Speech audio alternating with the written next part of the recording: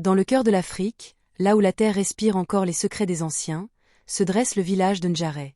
Les collines ocres embrassent les cases rondes, tandis que les baobabs, gardiens silencieux, étendent leurs branches vers le ciel. Ici, chaque souffle de vent porte une histoire, chaque ombre cache un mystère. Astérisque. Adia, jeune fille au regard aussi profond que la nuit, marchait près de la rivière. Depuis la disparition de sa mère, elle entendait des voix. Des murmures que personne d'autre ne percevait. Les ancêtres te parlent, ma fille, lui avait dit un jour Nia, la vieille prêtresse. Mais qui la croirait? Un homme arriva ce jour-là. Son nom était Diallo.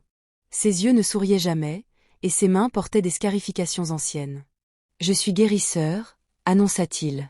Le chef, affaibli par une maladie inconnue, l'accueillit. Mais Adia sentit une ombre l'envelopper. Cette nuit-là, Adia fit un rêve.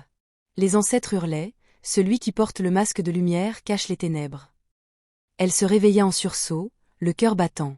Diallo n'était pas un guérisseur. Il était un voleur d'âme. Adia se glissa dans la forêt sacrée, là où les non-initiés ne s'aventuraient jamais. Sous l'arbre millénaire, une silhouette l'attendait. Nia, la prêtresse oubliée. Ta mère a découvert son secret, murmura-t-elle. Et il l'a tuée pour cela. Nia prépara un feu rituel. Pour briser son pouvoir, il faut invoquer les ancêtres. Adia tremblait, mais elle savait qu'elle n'avait pas le choix. Elles commencèrent le chant, et le vent répondit. Le lendemain, le village entier comprit la vérité. Diallo, fou de rage, tenta de fuir, mais les esprits l'en empêchèrent.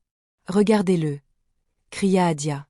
Et sous leurs yeux, son visage se décomposa. Adia brandit le talisman, une lumière aveuglante jaillit. Diallo hurla, son corps se consumant dans les flammes ancestrales. Mais le prix fut lourd. Adia s'effondra, épuisée. Quand le chef ouvrit les yeux, guéri, il vit sa fille allongée, pâle.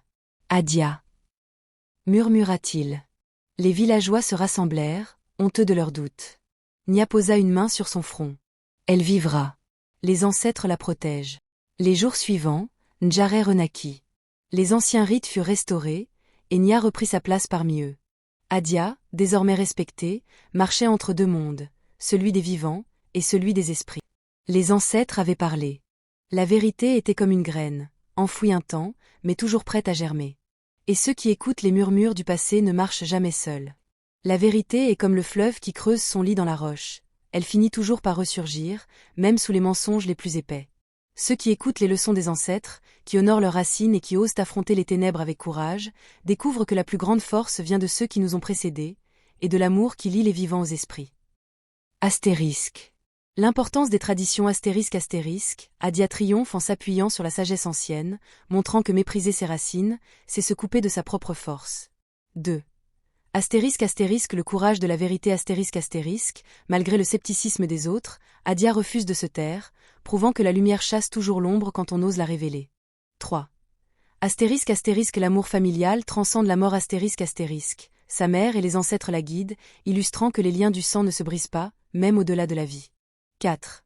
Astérisque, l'unité contre l'adversité astérisque, le village ne survit qu'en se ralliant à la vérité, rappelant qu'une communauté divisée est vulnérable. Le vent qui murmure à la fin représente la présence éternelle des anciens, et le talisman d'Adia devient un héritage. Non pas un objet, mais l'astérisque, la transmission du courage et de la mémoire astérisque.